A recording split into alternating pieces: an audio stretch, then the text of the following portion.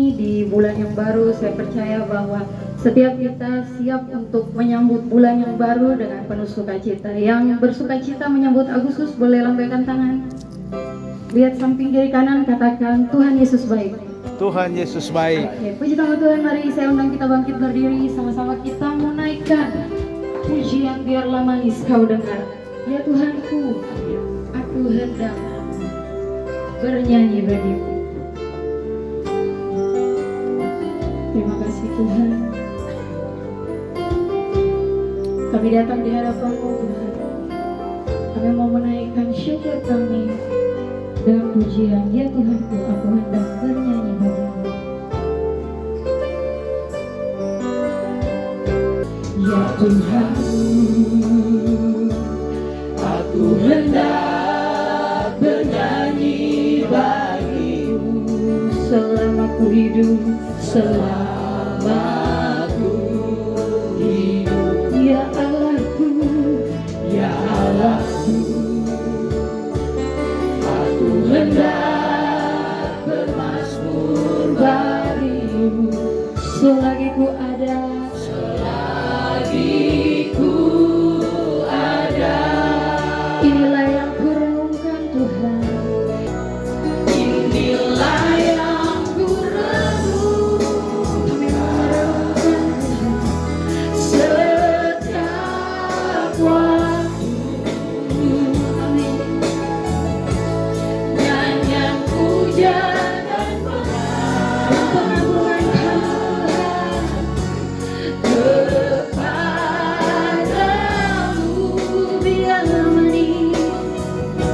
Biarlah manis, biarlah manis kau dengar Tuhan, manis kau dengar Tuhan, dan hatiku bersuka karena, dan hatiku bersuka,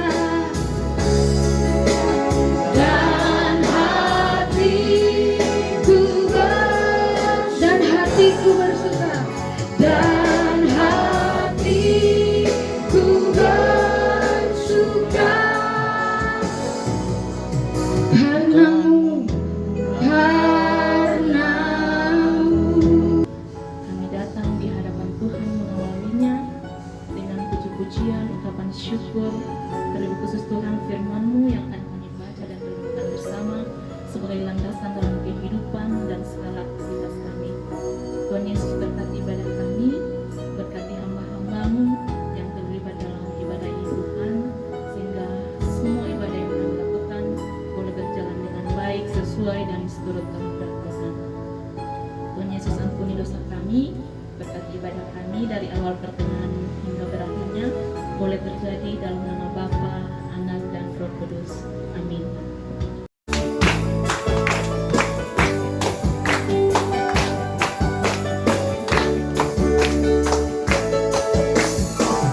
Datanglah kebaiknya dengan hati bersyukur, ke dalam pelatarannya dengan hati bersuka.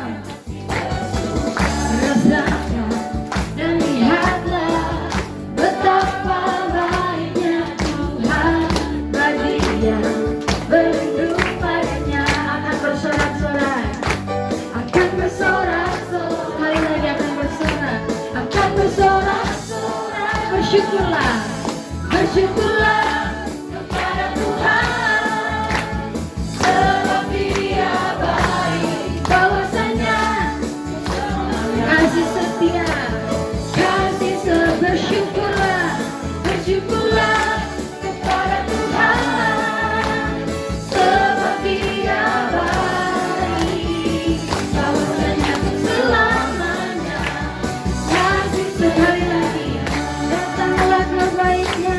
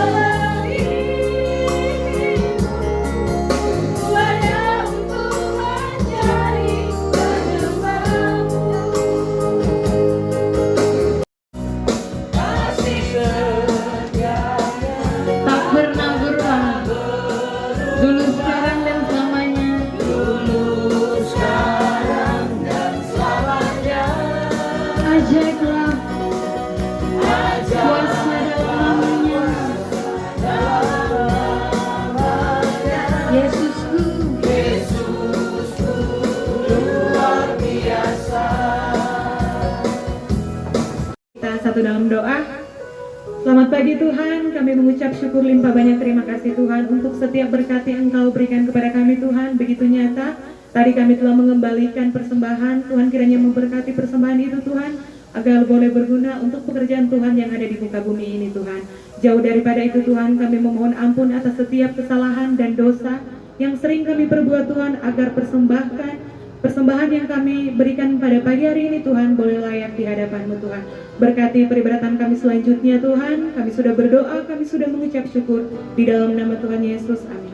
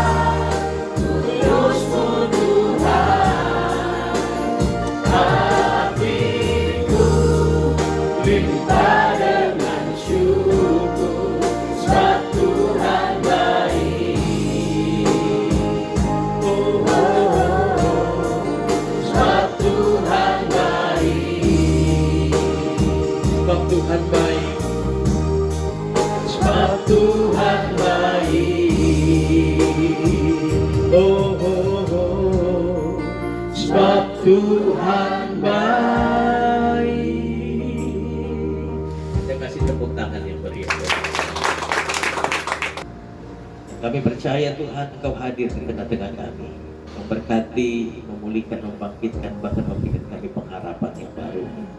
Di dalam nama Yesus, bila kuasa Tuhan, pengurapan turun bagi kami dan hamba-Mu untuk menyampaikan apa menjadi kerinduan Tuhan atas umat Tuhan, keluarga besar, hasrat abadi yang ada di tempat ini. Dalam nama Yesus kami berdoa dan sambut firman Tuhan. Sama-sama kita katakan amin. Terima kasih buat Tommy dan Ibu. Mas Wingli juga yang sudah menghubungi untuk hari ini. Saya boleh dijadwal di tempat ini berbagi kebenaran, sharing firman Tuhan. Kita buka sama-sama di dalam firman Tuhan. Injil Matius pasal yang ke-6. Kita tidak bisa baca perikop ini, memang berbicara tentang khusus satu tema tentang hal kekhawatiran. Saudara, ya kekhawatiran itu orang berkata manusiawi, tapi sebenarnya itu adalah bentuk dari ketidakpercayaan kita. Dan ini bisa saja terjadi sebenarnya karena kita melihat, karena kecenderungan manusia itu melihat dengan ya indera kita, mata jasmani itu melihat hal-hal yang seringkali di luar ekspektasi. Dan memang kehidupan itu seperti itu. Sebabnya kita berkata firman itu pelita bagi kaki dan terang bagi jalan. Artinya bahwa setiap waktu kita membutuhkan tuntunan. Gereja itu merupakan sebuah gambaran ya dari apa yang Tuhan pernah lakukan beberapa lampau yang lalu, bagaimana Tuhan membebaskan Israel dari tanah Mesir. Setelah mereka dibebaskan, lalu Alkitab berkata mereka dituntun. dituntut dengan tiang awan dan tiang api. Musa membawa hampir kurang lebih 3 juta umat. Bayangkan, satu jemaat itu 3 juta. Urus 100 saja kita pusing. Ya, coba sudah bayangkan bagaimana logistiknya. Ya, Timika ini baru 300.000 penduduk. Musa pimpin bawa. Kayaknya kalau kita baca Alkitab tuh coba kita mulai renungkan dia. Kita pimpin satu keluarganya sudah pusing. Musa hampir 3 juta. Bawa satu bangsa, dan model mereka itu bukan model kayak kita ini. Mereka 3 tengkuk, ya, atau Alkitab berkata 3 tengkuk. Bagaimana mereka punya logistik? Logistik makan hari-hari. Lalu mereka tuh bukan punya rumah seperti kita, rumah permanen, ya. Mereka tenda. Jadi kalau tiang awan berhenti, mereka juga berhenti. Dan itu membutuhkan sebuah sikap hati ketaatan yang mutlak. Dan jarang kan begitu, hampir 3 juta bayangkan. Lalu Musa berkata, stop. Ya pasti ada yang mau, stop, apa ini panas pergi jalan. Kita kan modelnya begitu manusia, tidak mau diatur. Nah itu sebabnya Musa sampai stres, betul. Makanya di pasal 20 dari Keluaran, Tuhan mempertemukan Musa dengan Yitro, dia punya bapak mantu, ya, bertua. Tidak baik kamu begini, nanti kau cepat mati, stres. Nah, kamu harus buat, ya. Sekat mereka dalam kepemimpinan, ya. Ada kepemimpinan 1000, kepemimpinan ratusan, dan kepemimpinan ratusan dan puluhan. Kasih mereka tanggung jawab pengangkatan hakim-hakim, imam-imam. Tempat mereka ada yang memimpin 1000. Jadi mereka cukup minta, kamu cukup mendapat petunjuk Tuhan lalu sampaikan. Tidak usah lagi urusan. Mereka punya masalah-masalah yang seharusnya nggak harus kamu tangani. Jadi kalau ibarat Musa hari ini pendeta itu dia stres berat. Itu sebabnya banyak jemaat hidup senang, pendeta mati muda malah. Stroke. Ya, kalau pendeta kan kita mau curhat, jemaat kalau curhat ke pendeta ya. Pendeta mau curhat kemana? Kalau dia curhat ke jemaat akan bilang masa pendeta begitu. Ya, kasih kuat orang-orang di sendiri dan kuat. Jadi kita hanya bisa kepada Tuhan. Nah, saya pesankan ini prinsip ini. Lalu model mereka yang ingat-ingat Mesir sudah jalan masih ingat masa lalu. Itu sebabnya mereka tak putar-putar. Orang Manado bilang tak putar-putar 40 tahun di padang gurun. Harusnya dari Mesir kepada Israel di Kanaan tanah perjanjian itu bisa ditempuh hanya dalam waktu kurang lebih 11 sampai 15 hari kalau jalan kaki normal. Tetapi mereka 40 tahun, bayangkan. Sampai satu generasi mati semua. Ya, satu generasi yang pertama. Lalu muncul generasi Yesua dan Kaleb. Nah, generasi inilah yang bawa mereka, karena kenapa? Mereka punya cara memandang dengan cara yang berbeda. Musa untuk masuk tanah perjanjian di bawah Tuhan dari Mesir harus lewati padang gurun. Supaya mereka dilatih Tuhan berperang. Tuhan mengizinkan padang gurun untuk menguji kualitas hati kita. Biasanya kalau kita nyanyi di gereja, Allah dahsyat, luar biasa, Tuhan Yesus mantap, hebat. Tapi di kehidupan hari-hari kita hilang itu kata-kata itu. Ketika kekhawatiran datang, sakit penyakit, dompet kita mulai kosong, kita mulai. Sebabnya menarik. Paulus menulis sebuah Alkitab dalam 1 Korintus 5 kalau saya 7 berkata bahwa hidup kami ini bukan karena melihat, tetapi karena percaya. Katakan amin. Saudara, baru intro, tapi waktu sudah mau habis. Ya. Tapi saya mau sampaikan penting ini buat kita. Ya, saya baca saja. Ayat 27 langsung dari Matius 6. Ya, saya baca cepat. Siapakah di antara kamu yang karena kekhawatirannya dapat menambahkan sehasta saja dari jalan hidupnya? Dan mengapa kamu khawatir akan pakaian? Perhatikan bunga bakung di ladang yang tumbuh tanpa bekerja dan tanpa memintal. Namun aku berkata kepadamu, Salomo dalam segala kemegahannya pun tidak berpakaian seindah salah satu dari bunga itu. Jadi jika demikian Allah mendandani rumput di ladang yang hari ini ada dan besok dibuang ke dalam api, Tidakkah ia akan terlebih lagi mendandani kamu, hai orang yang kurang percaya? Nah ini kekhawatiran dikaitkan dengan ketidakpercayaan. Ya. Saudara, menarik kata dandan. Artinya mendandan itu Tuhan tahu itu punya kebutuhan. Sampai hari ini Tuhan masih belum selesai dandan saya. Katakan, didandani kita punya karakter di beres. Kita punya kehidupan, bagaimana kita selaras hidup kita dengan Tuhan. Karena Alkitab berkata kita ini kan mempelai wanita, betul kan tidak? Kita akan menyongsong Yesus sebagai mempelai laki-laki dalam kedatangan. Antara gereja dengan Tuhan akan bertemu dalam kedatangan Tuhan kali yang kedua. Supaya Tuhan berkata, hendaklah tubuh jiwa rohmu terpelihara sempurna sampai kepada kedatangan. Yesus berkata, sudah saya kasih tahu, Yesus berkata iman besar, bukan kepada orang Israel. Dia berkata, besar imanmu ini. Hari ini jadilah sesuai iman anaknya seketika sembuh. Berikan kemuliaan buat Tuhan. Langit tembaga tiba-tiba terbuka dan Tuhan mencurahkan mujizat kepada wanita ini. Dia tahu betul kuasa anugerah yang bekerja di dalam pribadi Yesus. Dan yang dia ketemu ini sudah.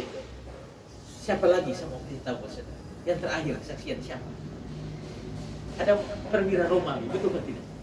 Dia tahu perwira Romawi. Dia berkata, Tuhan, hambaku sakit. Yesus berkata apa? Ya, aku akan datang menyembuhkan. Dia bilang, oh tidak usah Tuhan, tidak usah datang ke rumah. Saya tidak layak mengundang, menerima Tuhan di rumahku. Cukup katakan sepatah kata saja, maka hambaku pasti sembuh.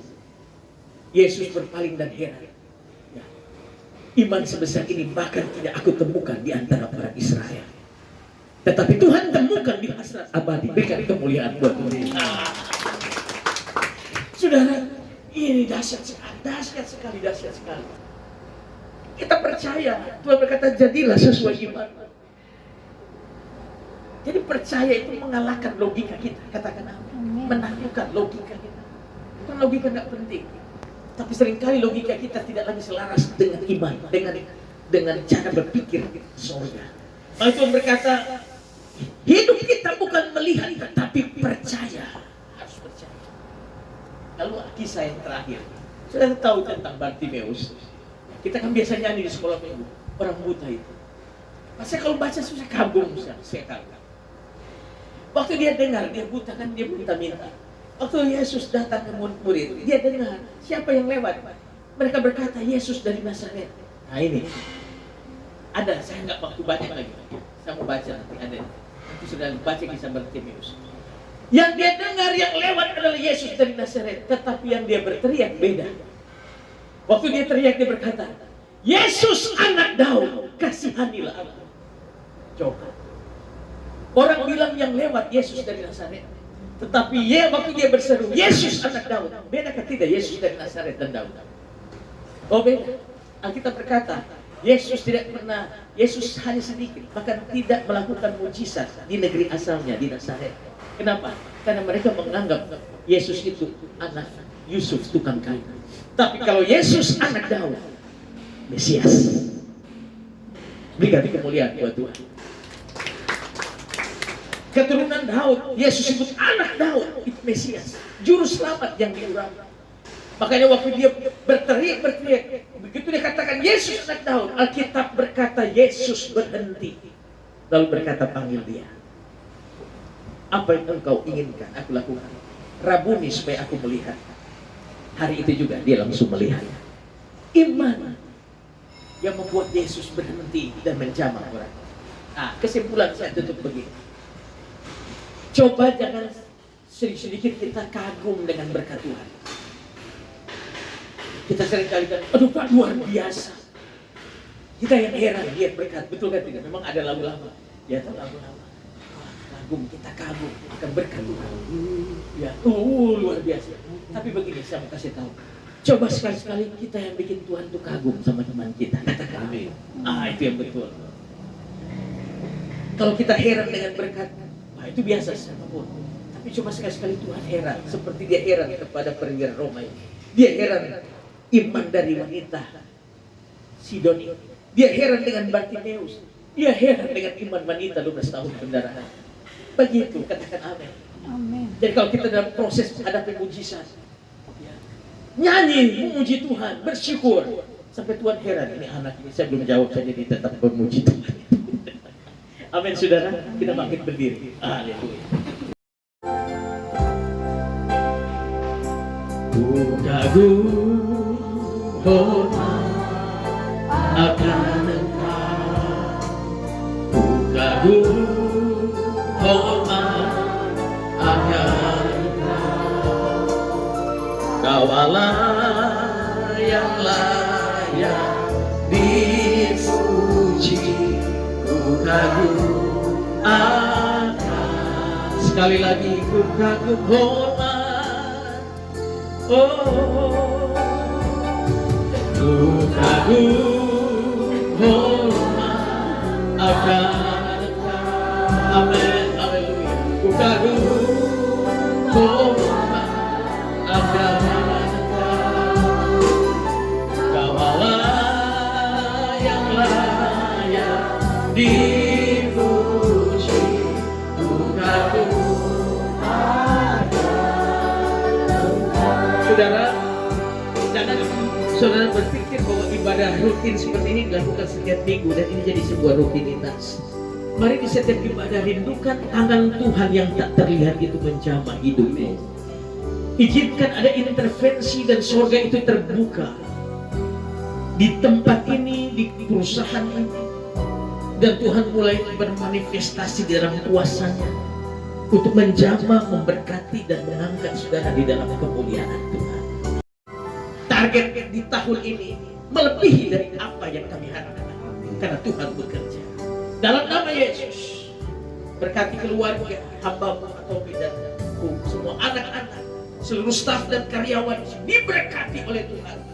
Bangkrut, rugi, celaka, kematian kami tolak dalam nama Yesus. Tuhan berikan kami panjang umur untuk menggenapi seluruh rencana Allah dalam hidup kami. Terpuji nama-Mu Bapa, ini doa syukur kami.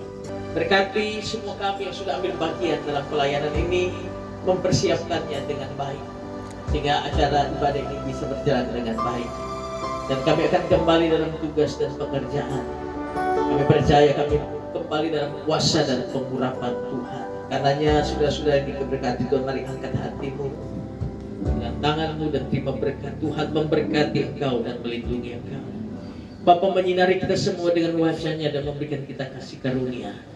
Bapa menghadapkan wajah-Nya kepadamu dan memberikan kita semua yang ada di tempat ini damai sejahtera yang berlimpah-limpah. Anugerah dari Allah Bapa, Allah Abraham, Ishak dan Israel di dalam Kristus Yesus Tuhan, dan persekutuan dengan Roh Kudus senantiasa menyertai memberkati kita semua. Keluar masukmu dijaga, dipelihara oleh Tuhan. Apa yang dikerjakan tanganmu dibuat Tuhan berhasil. Di dalam berkat nama Bapa, Anak, Roh Kudus, dalam nama Yesus, dari hari ini sampai Maranatha, Tuhan Yesus datang kembali. Kita semua yang diberkati dan mengasihi Tuhan dengan iman sama-sama katakan amin.